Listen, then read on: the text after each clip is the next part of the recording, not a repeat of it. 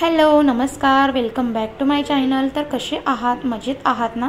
तर आजचं रुटीन असं आहे की आम्ही काल रात्री डाळी भिजत घातलेल्या होत्या, जसं की हरभऱ्याची डाळ, व्हाईट मुगाची डाळ, मूग डाळ, अशा 3 डाळी आम्ही मिक्स भिजत घातलेल्या होत्या। आणि काल संध्याकाळी या डाळी मी पूर्ण चांगल्या पाण्याने धुवून आणि पाण्यामध्ये भिजत ठेवलेल्या होत्या, दुसऱ्या दिवशीपर्यंत ठेवायच्या असतात।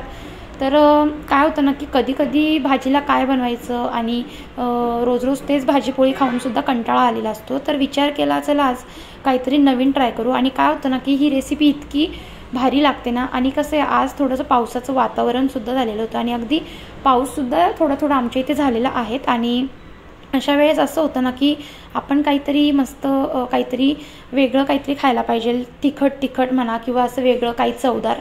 तर तसंच आज मी बनवणार होती। तर बघा हे सगळं डाळी मिक्स करून छान धुवून भिजत ठेवलेल्या होत्या, पाण्यामध्येच दुसऱ्या दिवशीपर्यंत ठेवायच्या। तर बघा एक दिवस झालेला होता आणि आता आजचा जो रुटीन आहे म्हणजे मंगळवारचा, तर काय झालं ना की संध्याकाळी आले घरी आणि दूध तापवायला ठेवलं। सगळ्यात आधी माझं हेच काम असतं की दूध तापवायला ठेवायचं, कारण दूध खराब होण्याची शक्यता असते, त्यामुळे मग लगेच दूध तापवायला घेतलं। आणि आज माझा म्हणजे संध्याकाळचा रुटीन शेअर करणार आहे। तर इव्हिनिंग टू नाईट माझा रुटीन कसा असतो तर खूप मस्त आहेत आणि छान अशी ही जी रेसिपी आहेत ना, मिक्स डाळींचे मोदक म्हणतात किंवा उकडीचे मोदकसुद्धा म्हणतात त्याला। तर सगळ्या डाळी मिक्स करून ठेवलेल्या होत्या आणि लगेचच दूध तापवायला ठेवलं। आणि एकीकडे मस्त मैदा आणला होता, तर मैदाच्या आपण ज्या मोदकं जे बनवणार आहे तर मैद्याचे मोदक बनवणार होतो, तर मैदा छान असा भिजून घेतलेला होता। तर पोळ्या ज्या पद्धतीने आपण पोळ्याचं पीठ मळतो ना, त्याच पद्धतीने हे पीठ मळून घ्यायचं असतं। आणि एकीकडे पीठ मळण्याचं काम चालू होतं। आणि काय होतं ना की अशा वेळेस जेव्हा पण आपलं किचन अगदी डेकोरेट आणि आपल्या मनासारखं जिथे सेट झालेलं असतं ना, बघा आता व्हिडिओमध्ये तुम्हाला दिसतच असेल माझं किचनचा जो कॉर्नर आहे तो खूप छान सजवलेला आहे आणि सजवलेला असल्यामुळे ना काम करायला खूप छान वाटत होतं। आणि एकीकडे छान असं माझं स्वयंपाकसुद्धा चालू होता। तर काय होतं ना की दरवेळेस आपण जेव्हा किचनमध्ये रेग्युलर काम करतो ना, त्यावेळेस इतका सारा उत्साह नाही वाटत जितका आपल्याला आपल्या घरामध्ये आपली काही नवीन वस्तू आपण घेतली किंवा आपल्या आवडीच्या महिलांच्या ज्या आवडीच्या गोष्टी असतात ना, त्या जर आपल्याला भेटल्या ना, तर आपला काहीतरी वेगळाच आनंद असतो। आणि अशा छोट्या गोष्टींनीच आपल्याला बायकांना खूप सारा आनंद होत असतो। आता बघा माझं किचन तर छान इथं डेकोरेट झालेलं होतं, तर एकीकडे छान स्वयंपाक चालू होता आणि मस्त इथे हिरवी मिरची लसूण मी वाटून घेणार होते। तर एकीकडे छान पीठसुद्धा मळून झालेलं होतं। आणि काय होतं ना की असं किचन जर आपलं सजावट किंवा मेकओव्हर किंवा डेकोरेट केलेलं असलं ना, तर आपल्याला काहीतरी स्वयंपाक करण्याचा वेगळाच आनंद येत असतो, उत्साह वाटत असतो। आणि मी किचनची जी क्लिनिंग आहे ती अगदी इतकी चांगल्या पद्धतीने करत होती की थोडासुद्धा कचरा वगैरे जर सांडला ना तर लगेच पुसत होते, म्हणजे आपला किचन ओटा मेसी नको दिसायला। आणि आपली जी जी आपण सजावट केली आहे ते अगदीच तसंच राहण्यासाठी आपल्याला कसं बायकांना सवय असते की नवीन आपण किचन म्हणा किंवा कोणतीही गोष्ट आपण जर घेतली ना, तर आपण नवीन तरी आपण त्या गोष्टीला खूप जपत असतो आणि खूप जपतो पण आणि खूप स्वच्छसुद्धा ठेवत असतो। तसंच बघा आता एकीकडे छान हिरवी मिरची लसूणची पेस्ट करून घ्यायची होती, त्यामध्ये थोडेसे जिरेसुद्धा घालणार आहेत आणि छान असे मस्त रेसिपी मी तुमच्यासोबत शेअर करणार आहे। तर व्हिडिओ शेवटपर्यंत नक्की बघा। तर झालं असं, हिरवी मिरची लसूणची पेस्ट वाटून झाली आणि सारखं क्लिनिंग करायची इतकी सवय लागली होती। आता तर माझं किचन खूप छान सुंदर दिसायला लागलेलं होता कॉर्नर, त्यामुळे मिक्सरसुद्धा छान लगेचच पुसून घेतलं। शेवटलासुद्धा मी मिक्सर पुसतच असते, पण कसं आहे ना ज्या त्या वेळेस आपण जर ती क्लिनिंग जर केली ना, नंतर आपण विसरलो तरी पण आपली ही क्लिनिंग झालेली असते आणि कचरा वगैरे राहत नाही। त्यानंतर बघा छान असा खोबरं किसून घ्यायचं होतं, तर खोबरं छान असं किसून घेतलं। खोबरं किसून झाल्यानंतर कांदा चिरून घ्यायचा होता, तर कांदा चिरायला घेतला। तर कधी कांदे इतके कडू असतात ना, तर कडू कांद्याने काय होतं ना की लगेच डोळ्यातून पाणी यायला लागतं।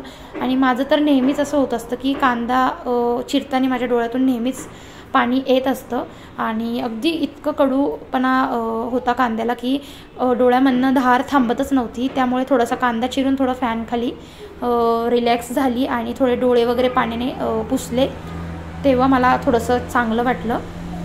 त्यानंतर बघा कांदा आणि खोबरं छान करून झालेलं होतं बारीक। आणि त्यानंतर बघा एकीकडे मिस्टर मला थोडी हेल्प करत होते। कसं आहे ना कोणी जर आपल्याला सपोर्ट करणारं असलं ना, किंवा आपल्यासोबत कोणताही जो घरातला आपला व्यक्ती असतो किंवा जे आपले मिस्टर असतात, तर त्यांनी जर आपल्याला थोडासा हेल्प वगैरे केली ना किचनमध्ये किंवा काही गोष्टींमध्ये, तर खूप छान वाटतं ना. असं वाटतं की म्हणजे अजून 1-2 काम आपण एक्स्ट्रा करतो आणि थोडंसं एका साईडला आम्ही गप्पा पण मारत होतो. आणि ही रेसिपी त्यांना जास्त छान जमते, पण ते बोलले की तुझी व्हिडिओ चालू आहे त्यामुळे तू शूट कर आणि मी तुला सांगतो कशा पद्धतीने. तसं मी त्यांना सगळं चिरून दिलं होतं. एकीकडे ते आता परतून घेणार होते. तर छान असं तेलामध्ये कांदा आणि खोबरं छान असं लाल होईपर्यंत फ्राय करायचं आहेत आणि पूर्ण आपल्याला लालसर होईपर्यंत आपल्याला फ्राय करायचं आहे. त्यानंतर यामध्ये खसखस घालायची आहे. तर खसखस खूप जास्त प्रमाणात घातली तरीही चालते, कारण खसखसमुळेच आपल्याला जे मोदक बनवतो ना त्याला खूप छान अशी चव येते. जो आपल्याला बेटर बनवायचा आहे, जो मसाला बनवायचा आहे ना मोदकांसाठी, तर तो असाच बेटर आधी साईडला बनवून घ्यायचा असतो. तर छान असा काळा मसाला, मीठ हे सगळं घालून असं परत एकदा हलवून छान मिक्स करून घेतलं आणि हा बेटर छान असा बनवून झालेला होता. तर खूप छान बनती ही रेसिपी. तुम्ही नक्कीच एकदा ट्राय करा आणि कोणी ट्राय केली असेल तर मला कमेंटमध्ये सुद्धा सांगा.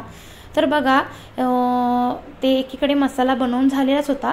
त्यानंतर मग लगेच डाळ जी भिजत घातलेली होती काल रात्री, तिच्यातलं सगळं पाणी काढून घ्यायचं असतं आणि पाणी काढून घेतलं, थोडंफार ठेवायचं आणि मग छान आपण जसं मिक्सरमध्ये बारीक वाटण करतो, जसं की आपण डाळींचे काय म्हणतात ना त्याला, भजे म्हणा किंवा वडे बनवतो, डाळींचे वडे, तर त्याच पद्धतीने हे बेटर बनवायचं आहे. जसं की हिरवी मिरची, लसूण घालून आणि मीठ घालायचं आणि थोडी जिरे घालायचे, असं हे बेटर तयार करून घेणार आहे. आणि बघा ना, आता इकडे एकीकडे मिक्सर परत मी बारीक करायला घेतला.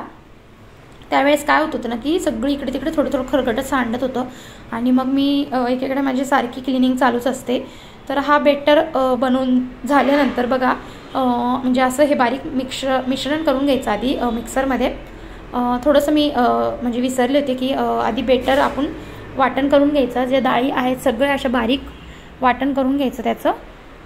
तर छान असं बारीक वाटून घेतलं की त्याचं मिश्रण जे असतं ना, तर थोडंफार जर तुम्हाला घट्ट वाटत असेल, डाळी वगैरे घट्ट वाटत असेल, तुम्ही त्याच्यामध्ये थोडं पाणी ॲड करून छान असं जास्त पाणी टाकायचं नाही आहे, असं नॉर्मल असं पाणी घेऊन असं हा बेटर बनवायचा आहे. त्यानंतर त्यामध्ये जी हिरवी मिरची लसूणची पेस्ट होती ती घालायची, थोडेसे जिरे घालायचे आणि मीठ घालायचं. तर पूर्ण एकजीव म्हणजे मिश्रण मिक्स करून घ्यायचं आणि मग थोडंसं आपण टेस्ट करून बघायचं की मीठ वगैरे तिखट बरोबर आहेत का नाही. तर त्याच पद्धतीने सगळं एकत्र करून घेतलं आणि एकदा छान असं मिक्स करून घ्यायचं, सगळं एकजीव झालं पाहिजे. त्यामुळे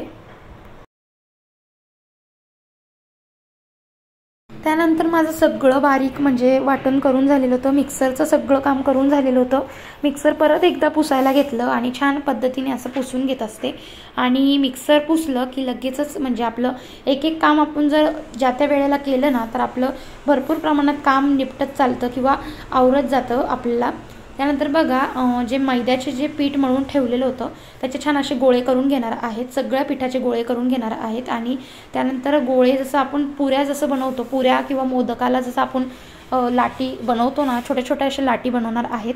आणि त्या लाटी बनवून झालं की त्यामध्ये हा जो बनवलेला डाळींचा जो म्हणजे मिश्रण आहे, डाळींचं जे वाटण आहेत ना, ते आपल्याला त्या मोदकामध्ये भरायचं आहे. जसं की आपण same as it is modak जसं बनवतो गणपतीच्या वेळेस, तशाच पद्धतीने मी लाटी बनवून घेतलेल्या आहेत. आणि त्यामध्ये बघा, आता हा जो बेटर आहेत डाळींचा जो मिश्रण होतं ना, तर चमच्याने 2 चमचे किंवा 1.5 चमचा असं आपल्याला वाटण घ्यायचं आहे. छोटे छोटे मोदक बनवले तर अजूनच चांगलं. आणि मग इथे बघा, मोदकाचा आकार द्यायचा आहेत.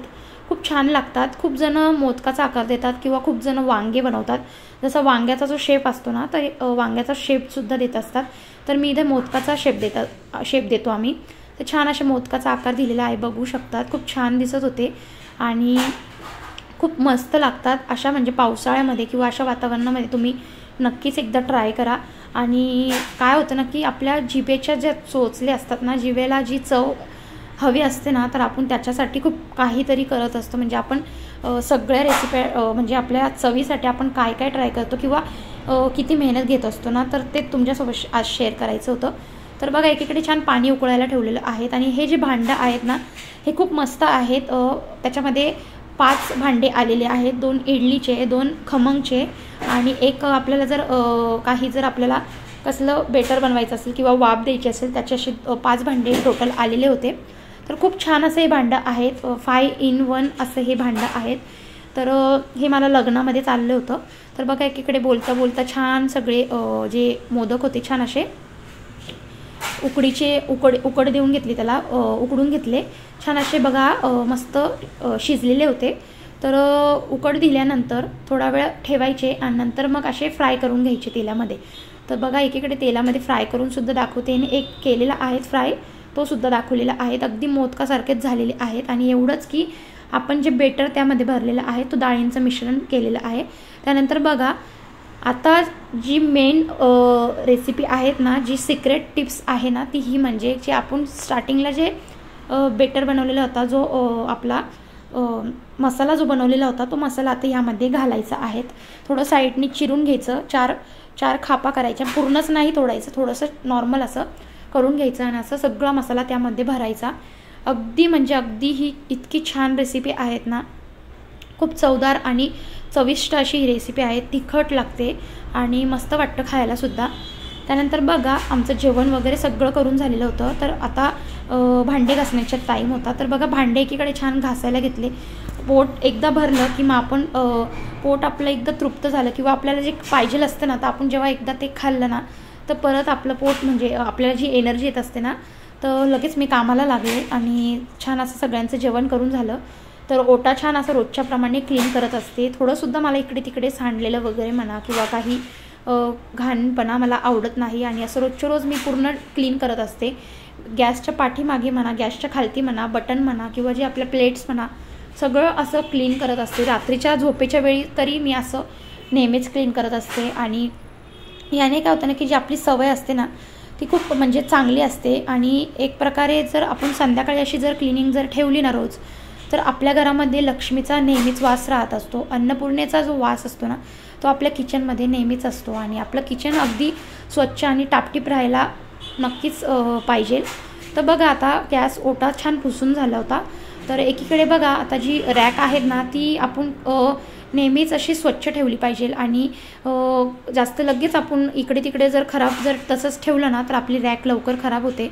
त्यामुळे काय होतं ना की मीठ म्हणा, तेल म्हणा, आपण जेव्हा घेतो ना त्यानंतर बघा असे छान ओला कपडा किंवा सुका कपड्याने असं छान पुसून घेत असते। म्हणजे काय होतं ना की आपली जी वस्तू आहे ती चांगली तशीच राहते, खराब देखील लवकर होत नाही। आणि बघा आता रॅक जी आहेत ना किंवा जे बॉटल्स आहे ना, अगदी सगळ्या मी साईडला करून रोज पुसत असते आणि रॅक बघा इझिली अशी लवकर सरकते। खूप हलकी अशी ही रॅक आहेत आणि छान अशा पद्धतीने मी ऑर्गनाईजसुद्धा केलेली आहे। त्याच्या खालनंसुद्धा छान जे सांडलेलं असतं, खरगटं उडालेलं असतं ते सुद्धा छान पुसून घेतलं। मिक्सर, वायफाय सगळीकडनं असं छान टोटल मी पुसून घेत असते आणि खूप छान वाटतं असं क्लिनिंग वगैरे करताना। असं एकदा जे आपला कॉर्नर असतो किंवा ओटा सजवलेला असतो ना, तर बायकांना खूप छान वाटत असतं आपलं किचन असं बघून, छान काम करण्याचा अजून उत्साह येत असतो। त्यानंतर बघा ओटा छान असं पुसून घ्यायच्या आधी मी असं ओल्या कपड्याने सगळं जे कडक झालेलं असतं छान पुसून घेतलं। त्यानंतर थोडं पाणी शिंपडून परत एकदा वायपरने क्लीन करून घेतलं, कोरडं केलं। कारण रात्रीचं मी क्लिनिंग नक्कीच करत असते, भांडे वगैरे तसं नाही ठेवायचं। कारण काय होतं ना की संध्याकाळी किचनमध्ये कधीच खरगटी भांडी ठेवायची नसतं असं म्हणतात। त्यामुळे तर ओटा बघू शकतात किती चमकायला लागलेला आहेत, अगदी ट्रान्सपरंट आरशासारखा दिसायला लागलेला आहे। तर छान माझं सगळं पुसून झालेलं होतं वायपरने। तर सगळं बेसिंग वगैरे सगळं माझं रोजच्या प्रमाणे क्लीन करून झालेलं होतं आणि आय होप तुम्हाला आजचा व्हिडिओ आवडला असेल तर चॅनलला सबस्क्राईब करायला विसरू नका, बेल आयकॉनला प्रेस करा आणि हो व्हिडिओ शेवटपर्यंत बघितली असेल, काय आवडलं असेल तर कमेंट देखील करा, लाईक करा व्हिडिओला आणि आता भेटते तुम्हाला पुढच्या व्हिडिओमध्ये। तोपर्यंत सगळ्यांना बाय बाय।